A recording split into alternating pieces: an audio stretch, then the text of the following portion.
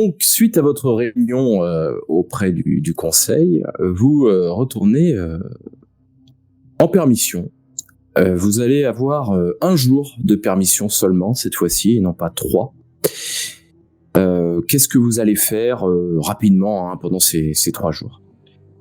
On va commencer par Nodoka. C'est 3 jours ou ce jour puisque... 1 jour, pardon, un jour. Okay. Eh bien écoute, si on a juste 1 jour, moi je vais en profiter pour découvrir un petit peu plus le complexe où on est quand même censé vivre, retourner un petit coup aux cuisines pour voir une petite commande de viande de dinosaure parce que ça me rend très curieuse, donc à l'occasion je me dis qu'il va falloir tester ça. Ça fera d'excellents sashimi. Et voilà, me balader vraiment, essayer de découvrir un petit peu les coins bizarres du complexe pour essayer de voir ce qui pourrait être bizarre. On va voir, peut-être il y en a d'autres qui feront ça. Dans ce cas-là, peut-être vous le faites ensemble, faut voir. Steve, qu'est-ce que tu veux compter faire, toi? Taxer des cigares, fumer pépère, la vie est belle. Je m'allonge dans un lit confortable, je prends des douches. Voilà, et je me repose. Scarlett? Moi, j'ai demandé un tableau blanc et j'ai commencé à écrire plein de choses sur des tableaux blancs avec différentes formules, mais visiblement, il y a que moi qui comprends. Dans ta chambre? Ouais, dans ma chambre. Alors, comme toi, tu passes beaucoup de temps dans la chambre, à un moment donné, tu vas devoir répondre à quelqu'un qui frappe à la porte. Pour l'instant, je réponds pas. Donc, ça frappe de manière insistante pendant 3-4 fois. Ok, voilà, je fais oui, entrez. Donc, il y a 2 hommes qui rentrent et ils disent bon, on le livre où, votre colis, là? Quel colis? On nous a demandé de livrer un congélateur. C'est quoi cette histoire? C'est pas pour moi le congélateur. Il pèse 3 tonnes en plus, votre truc, alors... mais ça doit être Nodoka. Mettez, c'est pas dans ma chambre. Mettez-lui dans sa... enlevez son lit et mettez le congélateur. Ah bon? Ouais, j'en fais quoi du lit? Moi, je suis pas un transporteur de lit. Je sais pas. Je sais pas, c'est pas mon souci, ça. Je sais pas. On va... je ferme la porte. Je ferme la porte. De ta chambre ou de l'appart? Non, de ma chambre. Je retourne dans ma chambre. Il y a une pièce commune, quoi, putain. Du coup, ils vont pas mettre le congélateur dans la pièce commune, ils vont aller le déposer dans la chambre de Nodoka. Étonnamment, il y a quand même la place, en plus du lit. Mais alors maintenant, quand tu rentreras dans ta chambre, t'auras un gros congélateur en face de toi, t'auras un tout petit lit à côté, et t'auras à peine de la place pour circuler. C'est quoi, c'est le format gros congélateur bahut ou quoi? Je sais plus passer. Ils t'ont mis un très beau congélateur, un gros format pour stocker tout ce que t'as à mettre. Tu pourras même éventuellement en commander un deuxième au besoin. Bon, mais les gars, on va pouvoir préparer un tas de trucs, hein. Et Arthur, qu'est-ce que tu fais pendant ce temps-là? Moi, je vais profiter d'aller à la bibliothèque. Très bien. Et je vais essayer de trouver des informations sur Tokar et ses potes. Peut-être qu'il peut y avoir quelque chose dans des bouquins qu'on nous aurait pas dit. Tu sais, genre les archives, un peu les photos de classe. Où il y aurait des... Tu vois? Alors oui, tu peux effectivement trouver des photos. Alors faut bien chercher, hein, ça va te prendre du temps parce que si tu veux trouver toutes ces informations, tu peux te faire un petit dossier avec effectivement des photos de classe. Ça peut être intéressant parce que du coup tu as les photos des personnes enfants, plus jeunes en tout cas. Donc éventuellement, si jamais vous avez à aller dans des époques un peu plus récentes, ça pourrait peut-être vous servir. Éventuellement. Et surtout voir qui est-ce qu'ils ont côtoyé à cette époque, parce que n'importe qui peut être un allié potentiel pour eux. Vraiment commencer à me faire mon petit dossier. Bon, je dis pas que ça va se faire pour tout, mais un petit peu de temps quand même pour tout constituer. Mais je vais commencer à le constituer. Ok. Au fil donc de cette journée, tout se passe bien. Scarlett fait son petit tableau, est un petit peu dérangée à un moment donné, mais bon, tout rentre dans l'ordre assez rapidement, et vous vous retrouvez donc dans votre chambre. Vous savez que par un petit mémo qui vous a été déposé dans votre boîte aux lettres de votre appartement, que Sergueï vous attend demain matin à 8h. Et donc c'est le soir, vous allez vous coucher dans votre chambre, et au moment où Jessie entre dans sa chambre et qu'elle voit son congélateur, elle s'aperçoit également qu'une personne est assise sur son lit. Il se passe des choses dans cette pièce. Je hausse un sourcil, c'est qui? Il se passe des choses dans cette pièce. Il est habillé. Et tu t'aperçois qu'il y a Lopez assis sur ton lit. Par réflexe, je sors mon couteau. Qu'est-ce que vous faites chez moi? Attendez, je n'ai pas encore eu le temps de vous faire une proposition. Vous êtes dans ma chambre, vous sortez tout de suite. Attendez, je vais sortir, mais je voulais vous parler avant. J'ai vu pendant la réunion du conseil que vous étiez quelque peu méfiante vis-à-vis de Salgay. Et encore plus vis-à-vis de vous. Sortez de ma chambre! Attendez, Alors je j'aimerais gueule de plus en plus fort. Attendez, je veux vous faire une proposition. On l'entend? J'imagine gueuler. Là, vous entendez. Si vous voulez faire quelque chose, vous pouvez. Bah moi je rentre. Moi je tape dans la porte Arthur d'abord. Je fais Arthur, il y a un problème à côté. Moi je fais Nodoka, tais-toi. Alors Arthur était tranquillement dans sa douche, tu sais, comme ça. Il dit oh Steve, qu'est-ce que tu veux? Je sais que t'as pas l'habitude de voir des trucs pareils, mais bon, qu'est-ce qu'il y a encore? C'est quoi cette intrusion? Ouais, c'est pas moi, c'est Nodoka. D'ailleurs, je crois qu'il y a quelqu'un dans son appartement. Est-ce que tu peux pas jouer de tes gros muscles pour aller voir ce qui se passe, s'il te plaît? Ah bah donne-moi 2 minutes. Hein. Donc Alors, voilà, j'étais savonné, donc voilà, je suis en train de finir de me rasser. Ouais, moi, pendant que vous voilà, vous réagissez, parce que là, il y a comme 2 minutes, il a le temps de faire des choses.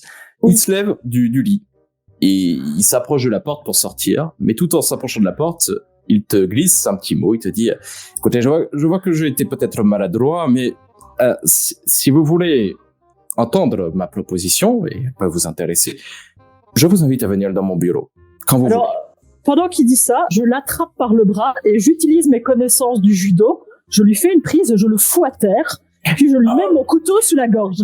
Et je le regarde de façon très menaçante en lui disant « Avise-toi encore une seule fois de rentrer dans ma chambre. Et la prochaine fois, mon couteau sera dans ta carotide. C'est bien clair ?» Oui, bien sûr, je vais sortir, je m'en excuse. Et puis, du coup, il rampe un peu au sol, tu vas me rester. Moi, je pense qu'on arrive à ce moment-là, on voit le Nodoka, c'est par lui. Et il s'enfuit et il sort de l'appartement. Oh, non. J'ai pas un croche-patte pour qu'il tombe. Il est déjà au sol. Ok. Je fais je sors avec juste ma serviette autour de la taille, tu vois, je me suis dit, bon, vu qu'il y a un peu urgence quand même. T'as un gros chien, Nodoka? Qu'est-ce qui se passe? Il obéit pas? Ouais. T'as un beau toutou? Le beau toutou était rentré dans ma chambre, comme ça, il m'attendait sur mon lit, tranquille, peinard. Ah, c'est intéressant. Et vous savez quoi? Retenez-le, je vais chercher Sergei, je pense que ça va lui plaire. Et nonchalamment, je l'ai levé dans le bureau. Attendez, je suis membre du conseil, vous ne pouvez pas me tenir comme ça. Vous le séquestrez ou pas, là? Moi, je sors en... Moi, personnellement, je l'ai averti. Avec ma serviette autour de mes hanches, hein. Donc déjà le temps de comprendre ce qui se passe. Moi, je suis même pas sorti. Donc Scarlett est pas sorti. Bon bah du coup il s'est échappé. Vous l'avez pas retenu. Bon bah du coup il s'échappe. T'as pas le temps d'intervenir pour appeler Sergei. Vu que personne l'a retenu au final. Ah non, mais moi je voulais pas le retenir. Je voulais clairement l'avertir de non mais qu'est-ce que tu fous dans ma chambre quoi? Tu veux me parler, ok, mais sûrement pas dans ma chambre. Bon, très bien. Je regarde quand même le mot, cela étant. Il voulait quoi, Nodoka? Je vais te dire ça, je sais pas, et du coup je regarde le mot. Il m'a laissé. Bah, tu m'as dit qu'il m'avait laissé un... Ah non, il m'a glissé un mot dans le sens. Ah oui. Bah écoute... T'as pas écouté sa proposition, tu l'as pas. Ouais, c'est ça, j'ai foutu dehors. Bah écoute, il veut me parler. Parce qu'il trouve que j'étais pas totalement pro-Sergei. Ce qui est pas faux, mais je suis pas pro-Lopez non plus. Cela étant, aller l'écouter pourrait nous donner du grain à moudre, peut-être. Oh, moi, et là, je pense qu'on est grillé. Je pense qu'on est un peu grillé là. Si on veut faire quelque chose de. Ah non, mais moi, je suis désolé, un homme ne rentre pas dans une chambre là comme ça, qui ne lui appartient pas, sans être invité. Je fais jamais sans ta permission, oui. Vous me sortez de ma douche pour ça? Franchement. Et là, je me retourne, et puis j'ouvre la porte, et j'enlève ma serviette, et je retourne sur la douche. Ok, donc là vous terminez donc votre petite soirée en discutant et vous vous rendez le lendemain matin dans le bureau de Sergueï. Oui, vous la retrouvez à son bureau, qui est toujours aussi désorganisé d'ailleurs. Vous rentrez sans frapper comme à votre habitude, vous vous installez tranquillement et démarre la conversation. Bien, bon déjà je voulais vous remercier de ne pas m'avoir trop foncé au conseil. Bon, y a pas de quoi. Bon, voilà, vous avez été tout à fait correct. Hein. Bon, après, ça changera pas grand-chose. Je vous avoue que j'avais déjà pris les précautions pour que tout se passe bien pour moi. Mais voilà, c'est sympa. Je me souviendrai de votre attitude. C'était que des précautions. Il n'y a pas un petit peu de sentiment derrière tout ça. J'ai rien dit. J'ai rien dit. J'ai rien dit. Très bon ton cigare. Toujours. Bien, votre mission, si jamais vous l'acceptez. Parce qu'on a le choix maintenant, c'est nouveau. Non, vous n'avez pas le choix. Je me disais. Vous n'avez pas le choix. Je pourrais vous mettre sur une autre mission, mais bon, ce sera celle-là. Oh, mais allez-y, envoyez la sauce. On a l'habitude. Il y a une deuxième mission sur laquelle je pourrais vous envoyer, mais elle est un peu plus compliquée. Donc, enfin, plus compliquée. Elle est pas plus compliquée, mais j'ai déjà envoyé une équipe tout à l'heure. Donc, comme vous êtes arrivé, bon, ça se fait comme ça. Voilà. Bref, vous voyez mon ordre de mission là, je vous le donne. Oui. J'examine. Vous allez être envoyé au 15 août 1186 en Terre Sainte. Donc à l'époque, donc dans la région d'Israël, la Palestine, vous voyez un petit peu ce secteur-là. Non, pas trop pour ma part. Alors c'est au Proche-Orient. C'est une région où vous avez à l'époque des États qui ont été forgés par la chrétienté, qui s'appellent les États latins d'Orient.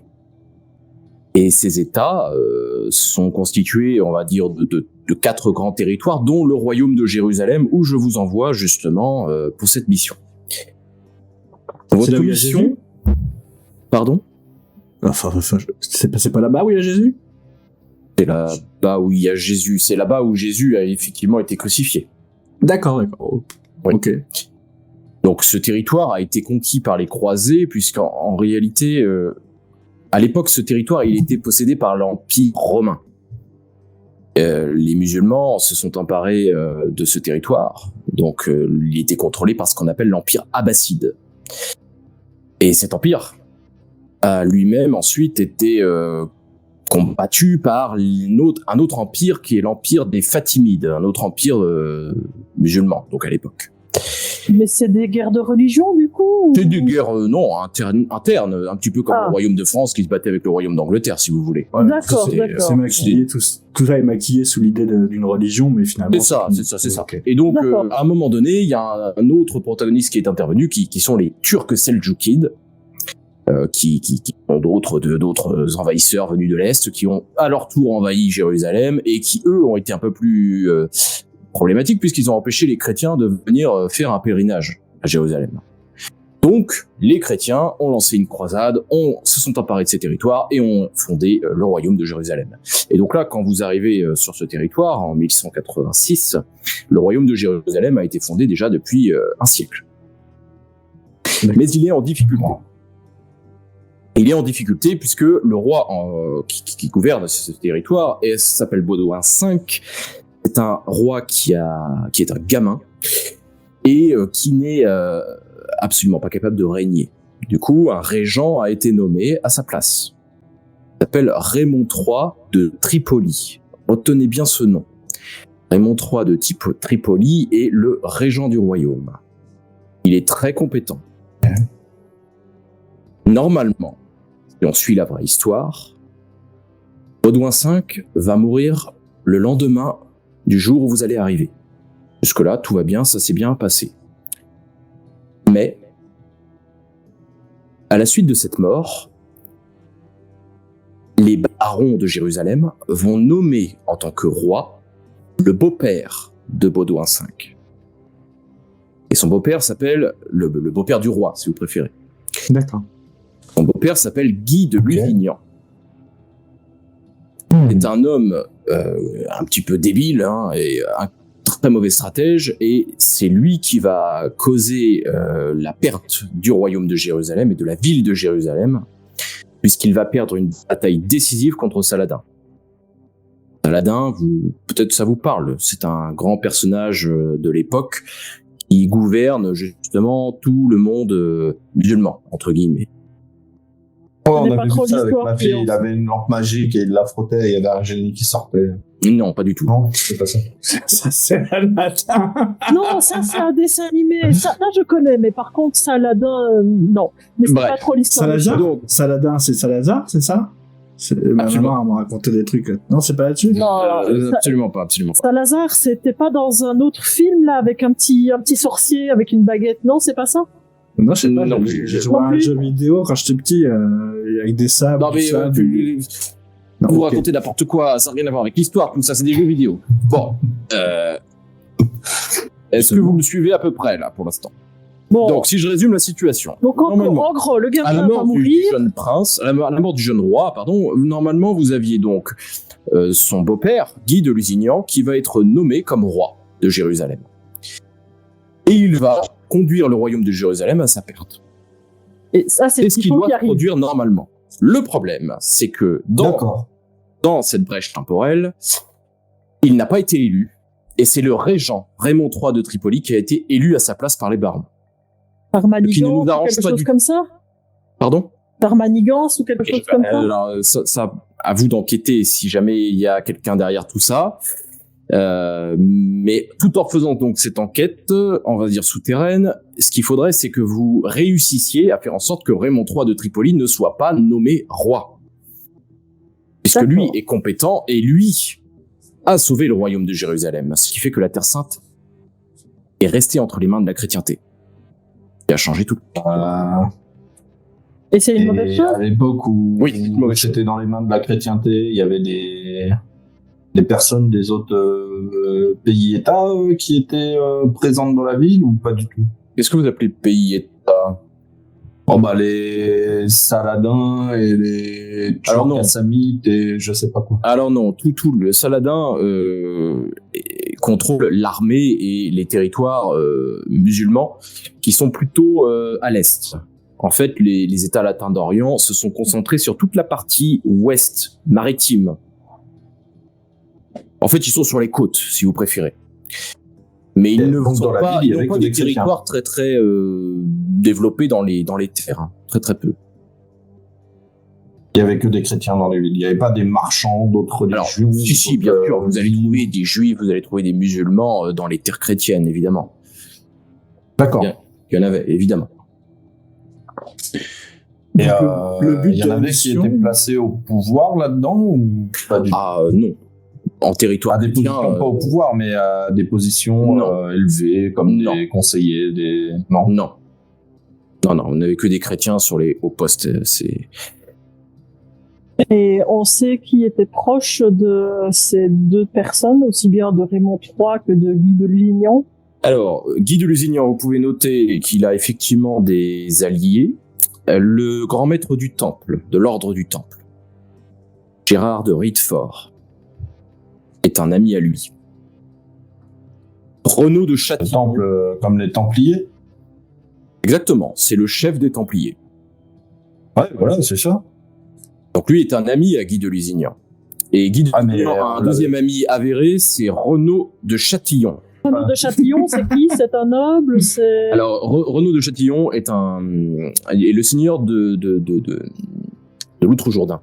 Et c'est un seigneur qui contrôle la partie sud du royaume de Jérusalem. D'accord, donc quand même déjà un gros territoire, du coup. Pas tellement, il est seigneur de Kérak, il contrôle surtout une forteresse. D'accord. Donc ce sont ces deux alliés principaux à Guy de Lusignan. Et au niveau de Raymond III de Tripoli, il a des alliés, du coup? Alors, Raymond III de Tripoli a quelques alliés, probablement. Vous pouvez... après, c'est pas très intéressant pour vous, pour le coup. Le seul allié, je dirais, qui est vraiment proche de lui, ça serait peut-être Balian d'Ibelin. Notez-le. Moi, j'ai une question. Justement. J'ai une question. Qui est-ce qui élit qui va élire normalement. Tous les barons. Normalement, il faut arriver à convaincre. La mission serait plutôt de convaincre les barons de voter pour le bon, ou alors de discriminer celui qui est. Bah, écoutez, vous faites comme vous voulez, mais arrangez-vous pour que Raymond III de Tripoli ne soit pas élu. Je veux dire, l'histoire ne le dit pas. S'il a été, il n'y a pas trop de précision là-dessus. Comment, de la manière dont il a été élu la première fois. Il a été choisi parce que par des compétences ou par. Alors normalement, vu qu'il est très compétent, Raymond III de Tripoli, il aurait dû être élu, mais ça ne s'est pas passé comme ça. Il y a eu des manigances, probablement en souterrain, qui ont fait que c'est Guy de Lusignan qui a été élu. Donc à vous de vous arranger pour manigancer dans ce sens, sachant que il faudrait éviter de tuer des gens. Donc c'est quand même magnifique, on doit manigancer pour que le mauvais soit élu. Alors là, je pensais jamais que ça allait m'arriver pour le coup. Petite question.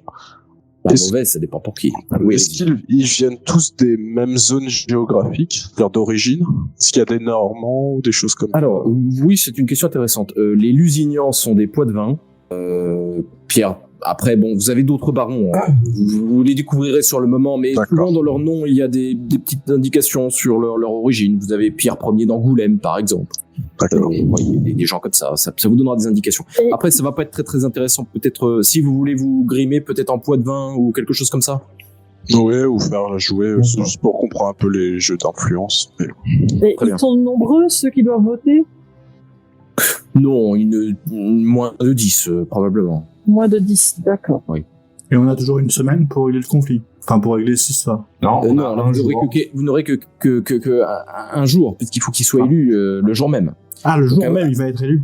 Le jour même. Le roi est mort, vive le roi. Si vous voulez, le roi, il va mourir le 16 août et il sera élu le 17. Donc, vous aurez, à partir du moment où le roi meurt, un jour.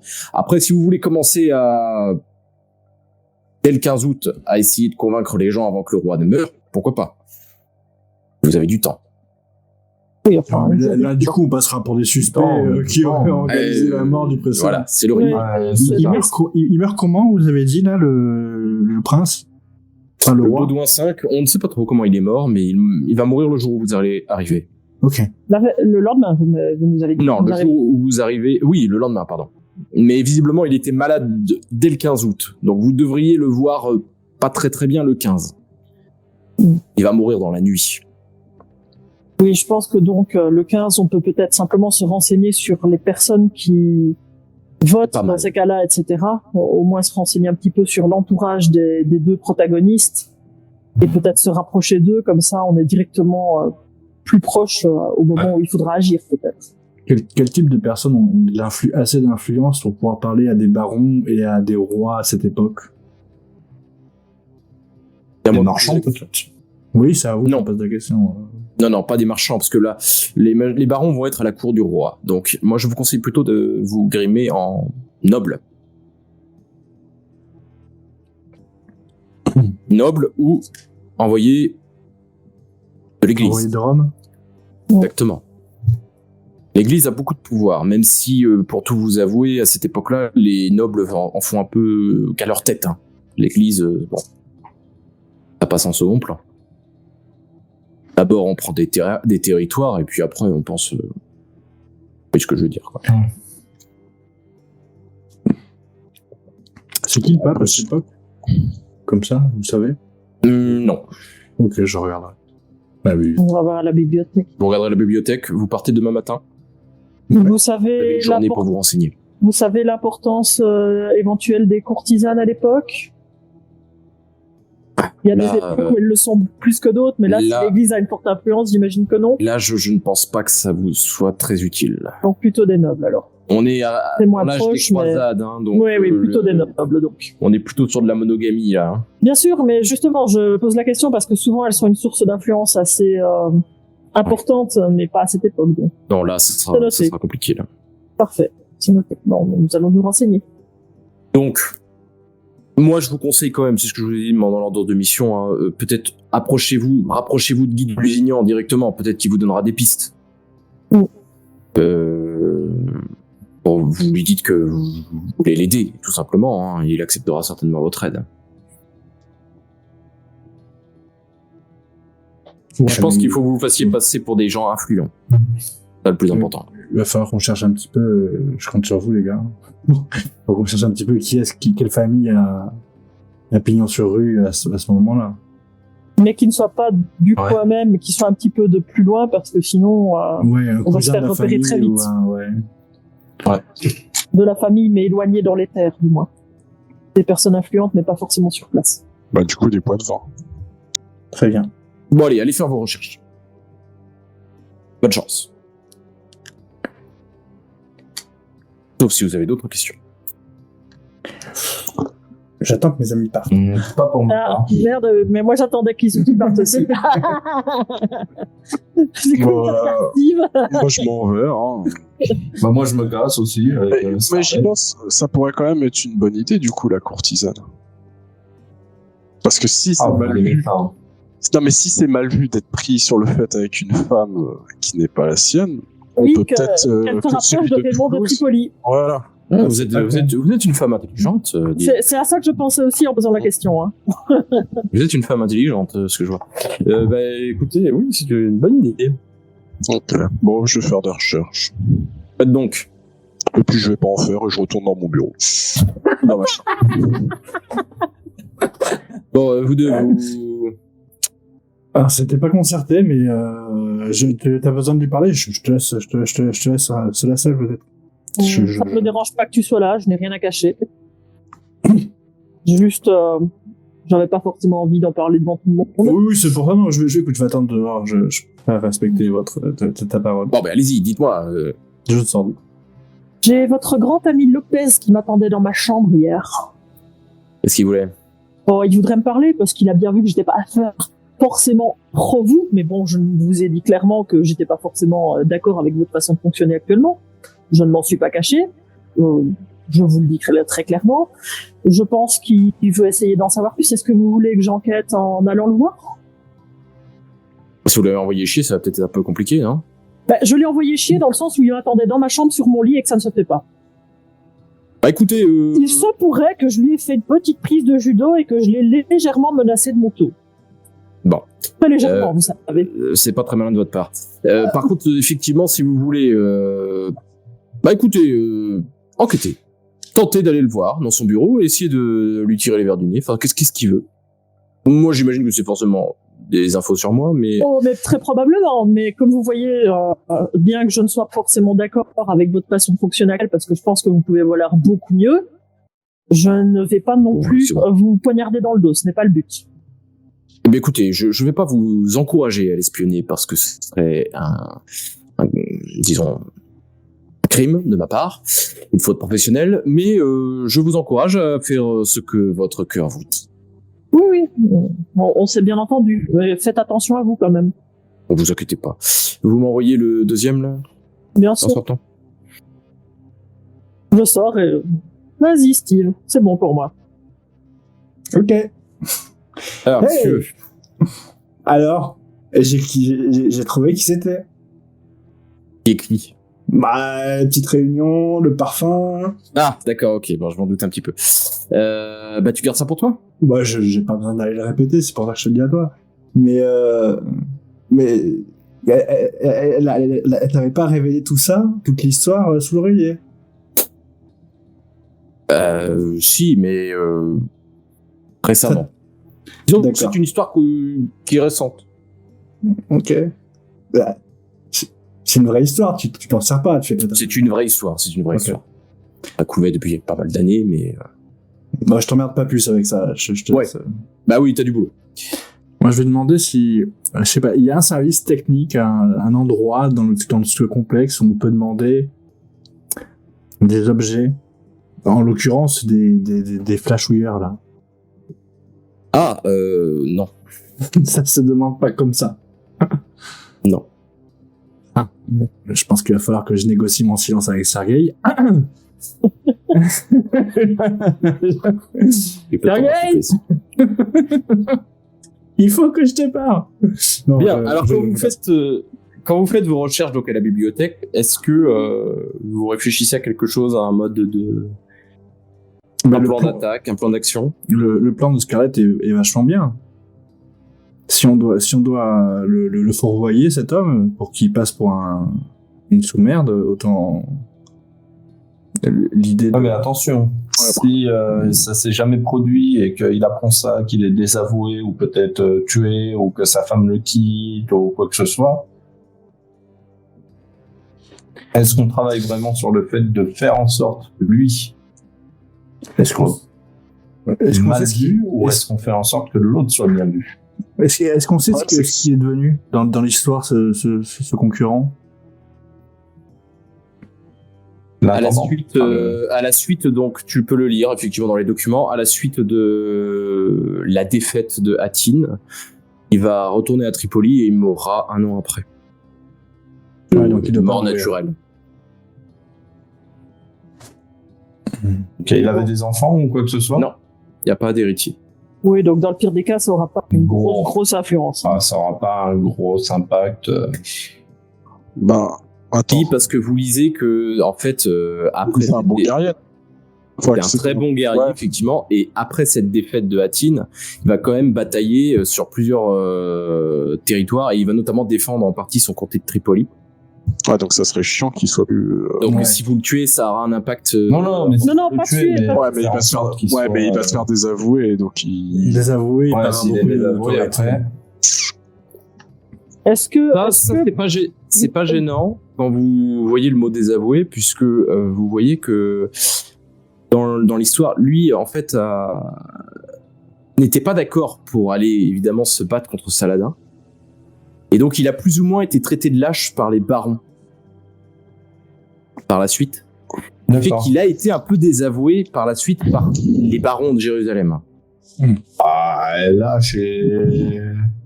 Oui, les mais pouvoirs de jupon, ça passe. Ouais, à la limite, je pense que c'est moins pas forcément gênant, donc on peut se prévoir déjà. Je pense que peut-être même il sera pas vu comme un lâche, il est vu comme un coureur de jupon, donc on verra. Je pense que c'est une bonne option. On peut se garder en tout cas cet atout-là dans la manche, effectivement. Par contre, comme tu dis, il faut pas que ça aille jusqu'à l'exécution, quoi. Et si on soudoyait, sinon les autres pour qu'ils votent, pas moyen d'avoir des sous. De toute façon, Jérusalem va être pris, donc les sous vont être perdus et redépensés. Et puis même, l'argent disparaîtra quand on rentrera, donc c'est pas bête de faire générer beaucoup d'argent. Un coffre d'or, ou même quelque chose... J'imagine que si ces gens sont à Jérusalem, c'est qu'ils doivent chercher une preuve de Jésus, ou si on fabriquait une relique. Je sais pas. Une relique importante à leurs yeux, ou même imaginaire. Attention que là, par contre, ça pourrait avoir un impact. Mais les reliques, ça va rester... Mais ça restera pas, justement. Va disparaître. La relique disparaîtra aussi. Disons qu'ils se sont fait berner le temps de l'élection. C'est pas un problème, parce que des fausses reliques... Ouais, il y en a une. Il y a que ça. Ouais. Mais des fausses reliques, essayons de faire des fausses reliques avec des matériaux de l'époque. Et pas des trucs qui pourraient être retrouvés maintenant, on sait jamais. Retrouvés maintenant avec des technologies de maintenant, vous imaginez dans l'époque scientifique. N'oubliez pas que ce qu'a dit Arthur, c'est-à-dire que quand vous partez, si vous avez fabriqué l'objet avec un bracelet, quand vous repartez au Continuum, l'objet disparaît. Oui, c'est Steve qui disait ça, ouais. Steve, oui, qui disait ça, pardon. Ah oui, si on l'a fabriqué avec un objet, mais si on l'a fabriqué au Continuum. Ah, par contre, si vous avez fabriqué un vrai objet, il reste. Je vais parler d'un truc qui est resté dans nos... qui viennent de nos bracelets, en tout cas. Une illusion, quoi. Okay. Un vœu tangible, une illusion quand même. De toute façon, ça ne coûte rien, effectivement, de partir avec suffisamment d'or pour dresser des pattes aux besoins. Ouais. Est-ce qu'ils étaient réellement attirés? On peut lire sur ça? De toute façon, on sait par quoi ils sont attirés, c'est des nobles, ils veulent des terres. C'est ça, c'est... Des titres de propriété, c'est possible, ça? Ça existait à ce moment-là? Peut-être. Alors, le problème que vous allez avoir, c'est que les terres, c'est le roi qui les distribue. Ouais. C'est ça. Donc mais après, s'ils sont riches, ils ont la possibilité d'être bien vus. J'ai une autre question. Quel genre d'envoyé du roi pourrait arriver avec des titres de propriété? Est-ce que ça serait simplement un noble qui représente le roi, ou est-ce que ce serait quelqu'un qui aurait un nom particulier? Je sais pas. Le dauphin du roi. Le truc, c'est que il faudrait pas que ça laisse trop de traces non plus dans l'histoire en disant est-ce que le dauphin, tu vois, le dauphin du roi s'est déplacé directement à Jérusalem, alors que c'est pas le cas, ça serait peut-être une... Non, et puis les titres de propriété, à mon avis, c'est le roi directement uniquement, hein, donc c'est... Je crois qu'il faut pas compliquer. Non, je pense que l'or, c'est bien l'or ou les bijoux, ça, c'est les pierres précieuses, hein, pour permettre dans ceux des artefacts, des reliques. Raymond de Tripoli et Guy de Lusignan, ils étaient mariés, ils avaient de la famille sur place, quelque chose. Raymond de Tripoli, tu peux lire qu'il est effectivement marié avec une femme, mais ils n'auront pas d'héritier. Et Guy de Lusignan, il est marié à la sœur, enfin plutôt la tante du jeune roi qui va bientôt mourir. Elle s'appelle Sibylle. D'accord. Mais leurs femmes, elles n'ont pas plus de terre que eux. Hein. Et leur terre, les terres du couple. Question. Et pourquoi pas faire en sorte que la femme de Raymond soit accusée, enfin salir le nom de la famille et non pas forcément que de la personne. C'est-à-dire que Ou alors on promet, on dit que Guy de Lusignan, lui, il veut faire des conquêtes, il veut étendre le territoire. L'autre, il est pas bête, il va savoir que Raymond Tripoli va savoir que c'est impossible. Enfin, il va se dire ouais, c'est compliqué d'aller bouffer les terres à Saladin, mais peut-être que les autres, en leur promettant des terres et des conquêtes, ça va les intéresser. Ouais, ça fait partie des manigances qui pourraient être intéressantes effectivement. Ah, ça marchait comme ça avec les croisés. Et du coup, faire croire qu'il y a des terres vierges à conquérir et facilement exploitables. Vierges, ouais, voilà. Des terres en tout cas facilement à récupérer quoi. Et donc ça dit quoi tout ça ? Est-ce qu'on arriverait à en tirer 4 personnages ça dit qu'ils suivront l'autre. Ils suivront Lusignan parce que l'autre il voudra jamais, il est pas idiot. L'autre il y a moyen qu'il soit. Et il passera pour le lâche, entre guillemets, qu'il était censé être, alors qu'il était bien plus visionnaire que les autres sur les dangers Saladin. S'il était assez intelligent pour voir qu'aller faire la bataille d'Atine, c'était une mauvaise idée, il saura qu'aller commencer à essayer de faire de l'escarmouche et grignoter des terres comme ça, c'est peut-être pas une bonne idée, quoi. Vous lisez effectivement que Raymond III de Tripoli, il a été régent non seulement du jeune roi, mais également de son père, qui était atteint de la lèpre et qui, sur la fin de sa vie, en fait, ne pouvait pas régner. Et il a toute sa vie, Raymond III de Tripoli, durant toute sa régence, il a fait la paix avec Saladin et il a évité la guerre. C'est vraiment son objectif. Alors que Guy de Lusignan, il voulait la guerre avec Saladin. Et Ridford, le maître du temple, eux, ils veulent absolument la guerre, justement. Peut-être pour conquérir des territoires. Effectivement. Il faut qu'on joue là-dessus. Il faut qu'on joue sur le fait qu'ils aient des reliques chrétiennes, des territoires. Et que ce soit facile à conquérir, mentir sur les forces opposées. Et ça pourrait presque justifier la bataille d'Atine, du coup. C'est-à-dire, en faisant ça, c'est-à-dire qu'ils vont aller chercher un peu Saladin, Saladin. Ça permettra plus facilement, si on merde un peu l'histoire, qu'il y ait quand même la bataille d'Atine, quoi. Ouais, je suis d'accord. Gardons ce qui Lusignan, c'est réellement un gros coup dans l'histoire. Dans ce cas-là, est-ce que l'un d'entre nous, moi je veux bien me dévouer, pourrait se faire passer pour un traître de l'armée de Saladin, disant que à certains endroits, à certaines villes, certaines régions seraient extrêmement faibles et mal défendues et qu'il serait opportun. Tu serais notre informateur. Il me semble que Saladin, c'est un Turc, non ou pas ? Non. C'est pas un Seljouki, lui ? Non. Il est plutôt syrien. Ah merde, lui c'est un Syrien. On peut faire passer alors pour des... Ouais, tu serais notre informateur et on amènerait cette info. Non, mais parce que je me suis peut-être mal exprimé tout à l'heure. En fait, Saladin, il a unifié tout le monde musulman. Ouais. Sous son contrôle. Donc en fait, il contrôle absolument tout le monde. Donc il n'y a plus de Seljoukides, Fatimides, etc. Okay. Tout le monde est unifié dans le monde musulman à l'heure actuelle. Sous son règne. Ok. Il a fondé le sultanat Ayyubide. Ah oui, c'est ça. Ok. Ce qu'on fait, on garde quand même la possibilité d'avoir, au cas où notre plan ne fonctionne pas, une maîtresse. Nos locales aiment bien en général. Je suis désolé, ma pauvre. T'en prends plein le... Ben non, pas pour le coup, mais tu vois. Non, c'est juste que quand il faut les assassiner, je suis peut-être la plus facile à envoyer là sur le front. Ah, c'était pour ça. Ouais. Bon, ok. C'était pour ça. Non, après, nos cas, t'es célibataire, chacun ses plaisirs. Oui, alors personnellement, mon plaisir n'est pas forcément de m'envoyer des anciens rois qui sont censés être morts depuis longtemps à notre époque, mais bon, si tu le penses comme ça, vas-y, pense. Imagine, t'aurais un petit prince. Ouais. Ça me fait une belle jambe. À sa maman. Ouais, ça me fait une belle jambe. Le petit prince de Lune, on les trempe dans le lait, c'est tout ça. Qu'est-ce qu'il raconte? Mais oui, je peux le faire, il n'y a pas de souci. Ça ne me choque pas de le faire. Je pense que Scarlett aurait un peu plus de mal à jouer. Regarde comment elle est rigide. À jouer la comédie. Oh oui, mon seigneur. Je pense même qu'elle est frigide, mais alors, je te le chuchote à l'oreille. Parce que j'aurais peur de pas l'attaquer. Là, t'as le deux cas qui se marrent un petit peu quand même. Mais pourquoi pas De toute façon, Scarlett n'est pas avec nous. Et pourquoi, vu que vous pouvez vous mettre en femme, pourquoi ce serait pas un de vous deux? Moi, je sais pas, j'ai l'impression, par exemple, toi. C'est vrai que Steve, tu regardais avec un air tout à fait intrigué. Alors, c'était de la méconnaissance. Ne vous trompez pas sur ce que c'est, sur mes regards, d'accord? C'était interrogateur. Je me posais des questions, c'est tout.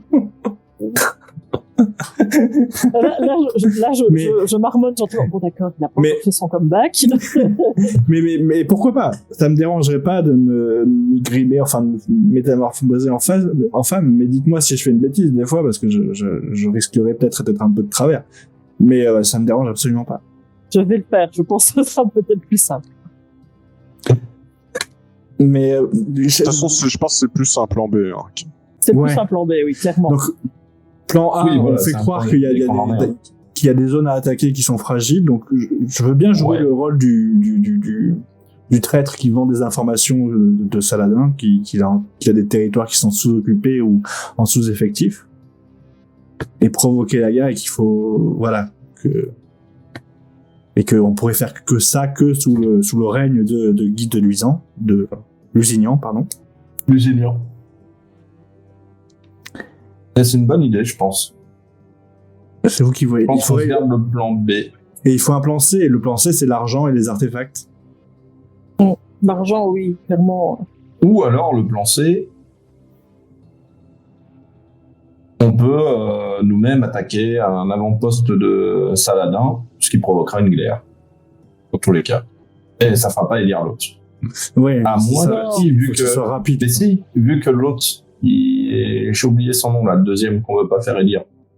Il voudra pas combattre Saladin. Forcément, ils vont tous se rallier derrière Lusignan. Là, ça fait changer l'histoire si on entame une bataille qui n'était pas prévue. Ouais, c'est-à-dire qu'il n'y aura pas la bataille ensuite, quoi. C'est pas une bonne idée, je pense. C'est là, ensuite. Non, juste il faut arriver à donner envie. Il faut donner l'impulsion. L'impulsion au baron d'élire la bonne personne pour aller conquérir du territoire.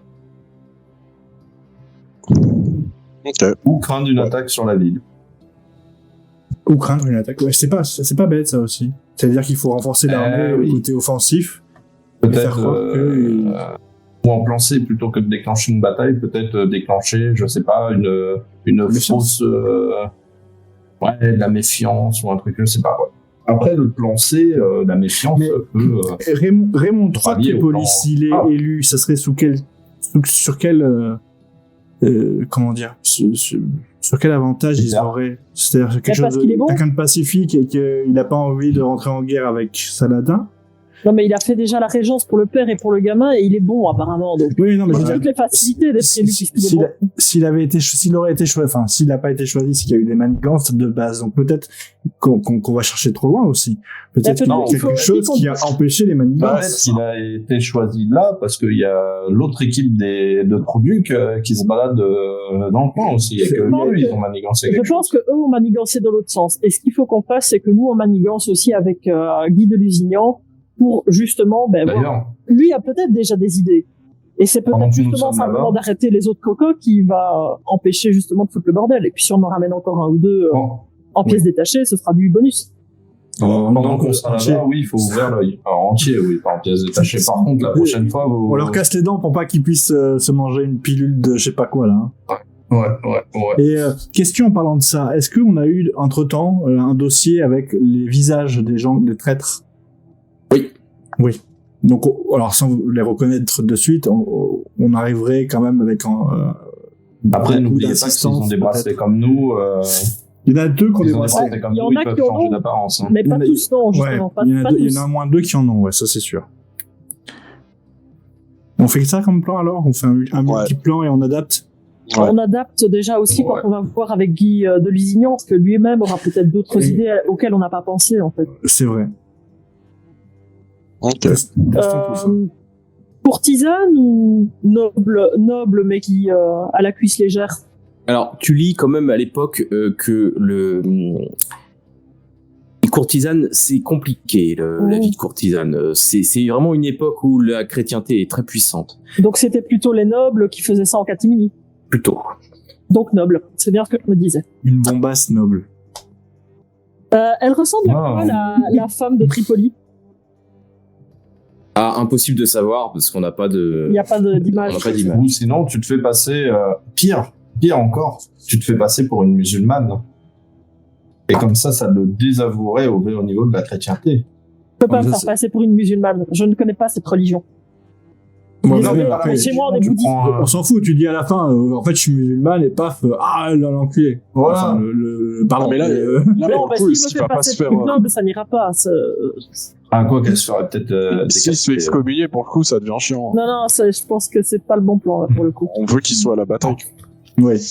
Faut pas que ce soit trop fort. Mais allons sur place parce que comme dit l'ordre de mission, il a sûrement des idées aussi, Lusignan. Bon, allons-y, c'est sûr. Alors, vous vous dirigez vers le portail, juste quand même avant de traverser Nodoka en femme noble. Vous trois, vous faites passer pour quoi alors? Style se passer pour un agent, non? Ouais, c'est ça. Un mec un peu buriné, pas de barbe. La peau, ouais, c'est ça, la peau basanée. D'accord.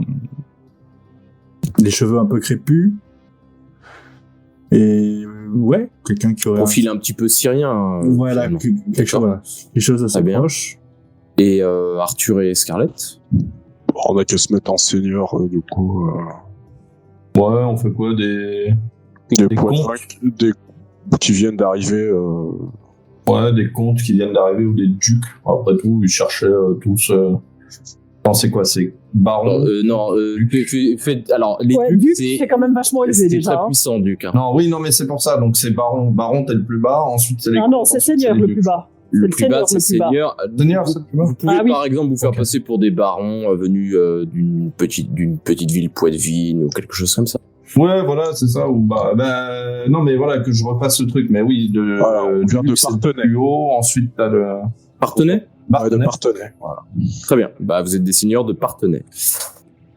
D'ailleurs, quels étaient leurs liens avec l'Italie et tout ça, puisque vraiment comme la religion était assez influente, la noblesse italienne peut-être? Alors la noblesse italienne, tu as principalement plutôt des religieux en fait qui viennent d'Italie. Après, sinon, ça va être des Normands qui contrôlent la Sicile, donc le royaume de Sicile, mais en fait c'est tout le sud de l'Italie. D'accord. Pas que la Sicile uniquement. Donc là, c'est des Normands. Donc de la même famille d'ailleurs que les Normands. Mais ils ont une grosse pelle, hein, les Normands. Ils étaient allés loin en fait. Ils étaient allés très très loin les Normands. Ouais. D'accord. Donc ils n'ont pas spécialement beaucoup de contacts avec Jérusalem. Avec le légendaire Bohémond. Oui, il y a des contacts réguliers entre Italie et Jérusalem, entre Rome et Jérusalem, bien sûr. Okay. D'ailleurs, vous aurez notamment sur place un envoyé du pape. Il participera d'ailleurs à l'élection. D'accord. Ah bah voilà, ça, les religieux, ils aiment bien le fric. On leur donnera quelques piécettes. C'est plus cliché. Ça, avec un petit garçon. Sur ce genre de cliché, il fallait que tu te mettes en petit garçon. Hein. Bah, je suis un berbe, si je suis petit. Bien, donc sur ces belles considérations, vous vous dirigez vers Jérusalem. Le point d'ancrage est d'ailleurs à Jérusalem. Et donc, vous arrivez à passer le portail. Et vous arrivez dans déjà un sol qui est plutôt sableux, désertique, caillouteux, sableux. Hein. Vous sentez tout de suite une chaleur assez sèche. Comment vous vous passez ce portail. Il fait beau. Le soleil encore au zénith. Et vous voyez des passants un petit peu partout qui circulent. Là, vous êtes plutôt à l'entrée de la ville, ou en tout cas, vous êtes au niveau de la ville basse. Donc, une ville avec un secteur ici qui est plutôt, visiblement, vu les maisons et les gens, plutôt pauvre. Mais malgré que la population semble assez pauvre, vous voyez également circuler des seigneurs, des chevaliers, et même des personnes habillées un petit peu spécialement. Des ordres religieux. Alors vous avez pu lire que ces ordres religieux, ce sont des ordres qui ont été validés par le pape, par la papauté, qui sont chargés de protéger, soigner les pèlerins. Et ils travaillent donc pour le compte régulièrement du roi de Jérusalem. Donc de gauche à droite, vous avez donc tout à gauche là le vêtement rouge ou noir avec une croix blanche. Ça correspond à l'ordre des hospitaliers. Le deuxième, c'est la tunique blanche avec une croix rouge, correspond à l'ordre des Templiers. Et le troisième, toujours avec la croix rouge, là, c'est l'ordre canonial régulier du Saint-Sépulcre. Le dernier ordre n'existe pas encore, puisqu'il sera créé en 1190, validé par le pape en 99. C'est l'ordre des chevaliers teutoniques. Donc tunique blanche, croix noire. Mais cet ordre-là n'existe pas encore, donc ceux-là, vous ne les croisez pas. Vous arrivez donc dans cette ville, vous commencez à remonter pour probablement aller vers le château. Et donc vous arrivez au niveau de la ville haute. La ville haute est beaucoup plus...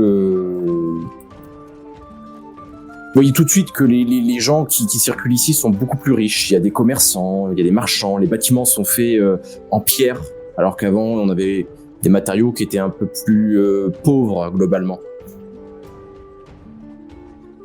Est-ce que vous dirigez vers le château ou est-ce que vous voulez faire quelque chose de particulier avant ? Moi j'ai une question, est-ce que on a pu avoir un cheval grâce à notre bracelet ? Ah ben vous l'avez pas demandé donc non.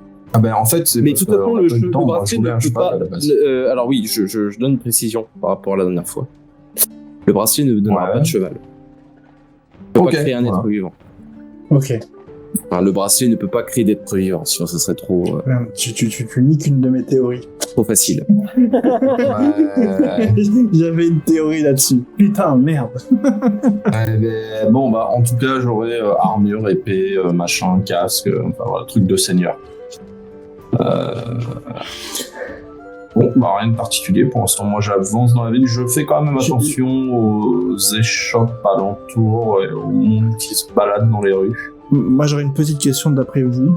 Est-ce que j'apparais auprès de vous avec des menottes et des fers aux pieds ? Oh, vu que tu es notre espion. Ouais, mais est-ce que je fais genre, je garde une sorte de...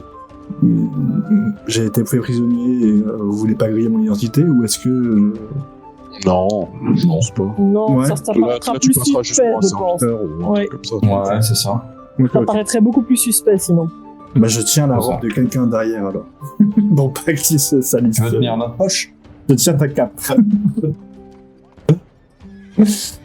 Donc vous progressez vers le château, qui est situé au centre de la ville.